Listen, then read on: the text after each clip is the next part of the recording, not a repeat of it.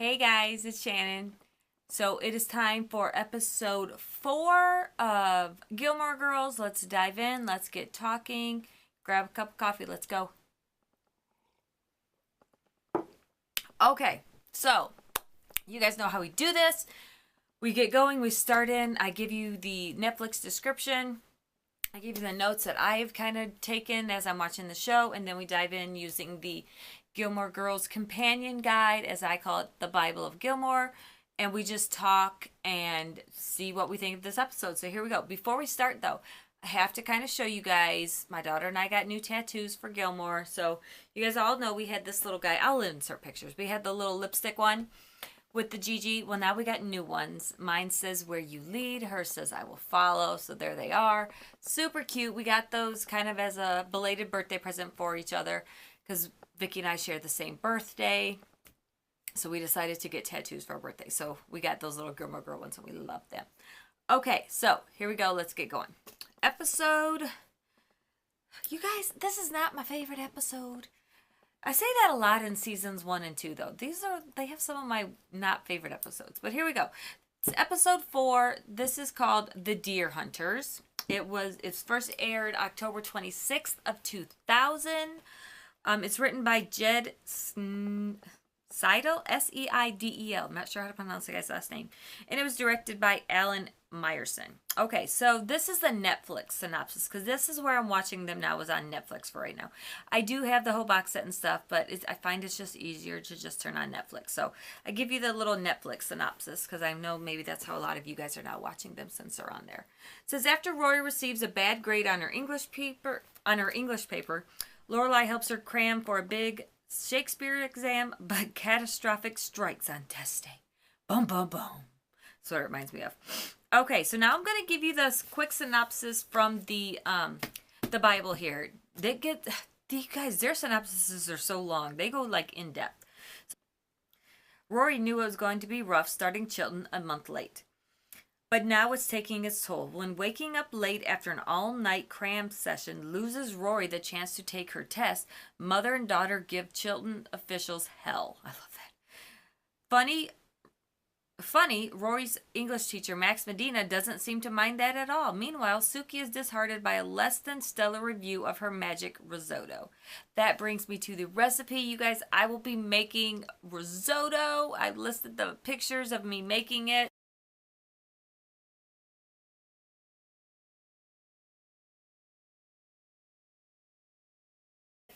And trying it, you guys, this is actually the recipe I wanted to do when I did the cookbook, the unofficial, what is it called? Eat Like a Gilmore, the unofficial cookbook for fans of Gilmore. This is what I wanted to do, but it was already taken, the magic risotto. Since we're talking about it, let me show you that real quick. So here's the display. I love that. It has the right wine that you guys will see, and then the thing, and it says, risotto is one of the most iconic dishes from Gilmore Girls. Not only is it the dish Suki made for her dying mother, thus extending her life by 3 years, it's also the dish she made for the food critic before stalking him at home with a covered dish of the stuff and a glass of white wine. The process of making this dish takes some patience, but it's worth it. If you give yourself some time to leisurely stir the broth into the rice until its starches are released, you'll be rewarded with the creamy, rich, authentic Italian primo, which is first course.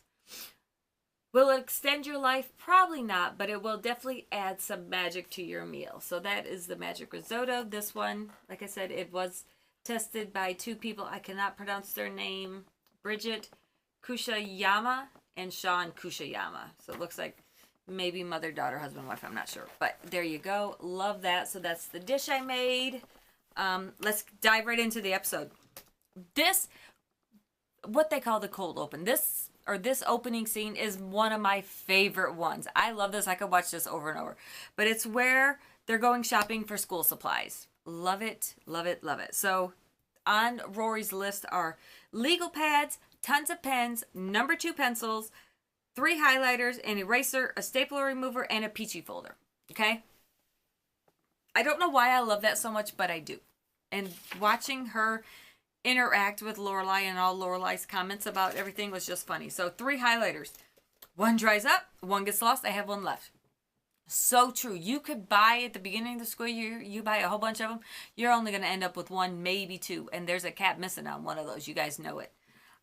You can't have purple legal pads because purple is festive, but yellow is serious. Obviously, I would only have purple because I'm very festive and I'm definitely not serious at all, ever.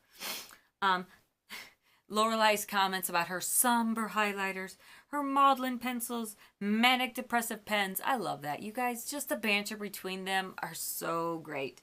And then the erasers, how they were all brightly colored like neon. It says, these erasers are all on lithium, so they may seem cheerful, but we caught them trying to shove themselves into the pencil sharpener. You guys, I love it. When Rory gets off the bus, she has 5 bags of stuff. What is she taking to school that she needs 5 bags? Her backpack plus 4 other bags. She makes 3 trips up and down off that bus. What the heck did she bring? Because obviously it wasn't that much stuff. This was even before they knew about the test. She did not buy, with her little list, enough for 5 bags. But let's go on. That's when you see that Rory gets a D. A D. How can this be? She gets a D. She's never gotten a D. Lorelai will tell you she's never gotten a D, but she gets a D. This is where we meet Max Medina. You guys, I don't know how I feel about Max Medina. I mean, obviously, he's not my end game for Lorelai. Obviously, that is Luke. But yes, we meet Max Medina, the teacher. He does play a very significant part of the first couple seasons of Gilmore. So, you know, it's coming. Let's see. Tristan, we still have Tristan calling her Mary. That can be done. Like I told you guys, though, I'm not a Tristan fan. I never have been Tristan fan. But my favorite, though, is, oh, God. We have more Drella. Drella is amazing back at the end where she runs her harp right into Michelle. I love that. The inn, who knew? I love this, that the inn, the restaurant for the inn anyway, was reviewed in a magazine. And I'm gonna read you the whole little in the review, okay? So it says the words divine, delectable, and delirious don't begin to describe the delicious experience of dining at the Independent Inn. Only Chef Suki St. James could make a simple salad of hot house tomatoes and assorted fresh herbs seem like a religious experience. Her lobster bisque is worth every sinful cream-filled sip. The entrees are as heavenly as the starters, though the much-lauded risotto was perfectly fine. It was a simple handkerchief pasta with brown sage in a butter sauce that sent me through the roof. That's when Suki pretty much lost her shit. Sorry for the words, but you know what? She did. All 2 words, perfectly fine.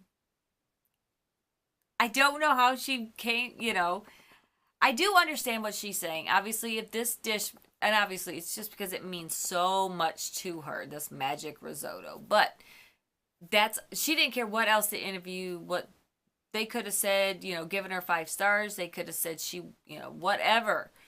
All she had to hear was magic risotto, or the risotto, and fine, and that's it for her. She was done.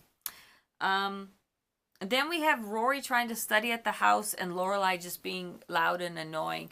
I would probably be Lorelai. I'm one of those that my husband, he'll have to put on his noise-canceling headphones if we're in the same room, if he's trying to read a book or play on his computer, because I just jabber. I might not even be talking to him half the time, but I'm jabbering, so I definitely see that. Kim's Antiques is so crowded you could barely walk around. Yeah, that's ridiculous. I don't know how. That shop would drive me nuts trying to go in there to shop in that shop. I couldn't do it. What else did I see? We got Drella. I love when no Black Sabbath, no Steely Dan, no Boston, and no Queen. That's it. Classical only. That's it. And then later we're referenced Pat Benatar, and can't have that either. Nope, not gonna happen. Obviously you see Suki still down in the dumps about the whole review. That's when Lorelai talks about the plaid scrunchies. We're not in the 90s. This was in 2000. Nobody wore scrunchies back then. I don't know where this came from, but we don't do scrunchies anymore. The story of the risotto. Now I'm going to tell you this is, word for word what Suki says. On her mother's deathbed, she made the magic risotto and her mother lived 3 more years. She wasn't supposed to make it through the night, but that risotto saved her. You guys, no wonder she's so passionate about this risotto. You guys know we all have that dish that just brings us back, or we have a special, we all have that special food and it just brings back that memory, the trigger. Mine is my mother's Christmas sugar cookies. You guys, they're so good. But it just brings you right back to the moment, you either have some fond memories about them, or it could be the exact opposite. We all have that food that we can't eat anymore because something happened when you were eating it. Now it leaves a bad taste in your mouth. So definitely food plays off our emotions, and that's what she's showing here. Then we have the parent-teacher meeting with Max and Lorelai. Definitely Max and Lorelai's meet cute is what, movies are made of. It's so great how she comes stumbling into class and interrupt. This is when Lorelai realizes that she's got the D, and she did not understand why Rory was having such a hard time studying the other day. It's all starting to click. So then she goes to Luke's, where we cut to see Rory at the table. I love this. So she's studying. She breaks her pencil lead, and then she throws her pencil. And Luke walks over and just hands her a piece of pie. He goes, violent pencil tossing usually signals a need for pie. Rory says, well, what if I would have thrown a pen? He goes, I'd bring you a trout. He goes, I don't make the rules. I'm like, seriously, where does he? I love that, and Luke just delivers it with such deadpan, it's like he's not in on the joke. He's just telling you the way it is, and that's the way it is. So I love that. Next, you see Lorelai walk into the kitchen, and Suki has just said she'd made 40 different recipes for risotto. That's just a little bit of overkill. I'm just saying. And she still thinks hers is the best. Of course she's going to think hers is the best. That's just, yeah, of course. So next we come and we have Lorelai and Rory going through the test. Lorelai's helping Rory study. They're doing the all-night cram session. They had fries with horseradish sauce. Yeah, that was definitely not going in the cookbook. I can tell you that. I would not be making that one. I found funny, though. The blanket that Rory puts on Lorelai because she fell asleep on the couch has fishermen and fish on it. That definitely does not seem like it was supposed to be in their house or that you would believe it was in their house. It's just one of those small details, but as I'm rewatching it, I noticed that. And it had a fisherman and fish and trout, and I don't know. It's just very, very weird. It definitely would not fit in their house. Rory and Lorelai end up sleeping on the table, which is when Rory oversleeps and she's late for school. So as she takes the keys to the Jeep and hops in, she's driving.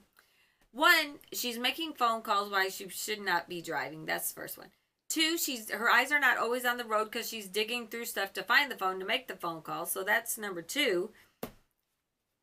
Definitely not, things we want to encourage. The whole tech, talking on the phone, calling, all that stuff. Didn't need to see, but I understand why they did it. Rory ends up,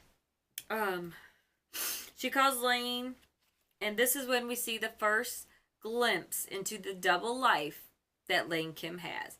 We have her closet, which is this total makeshift kind of groovy hangout with, a lava lamp and trippy lights and all this kind of stuff. And then when she opens a door, it's just this bland white bedroom. And you can definitely tell that there's that separation of this is who she is and this is who she has to be kind of thing.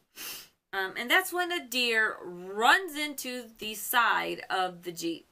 I have never heard of this before, at least not a park Jeep, but I'm sure it happened. She arrives at the school but is late, so she's not allowed to take the test, obviously.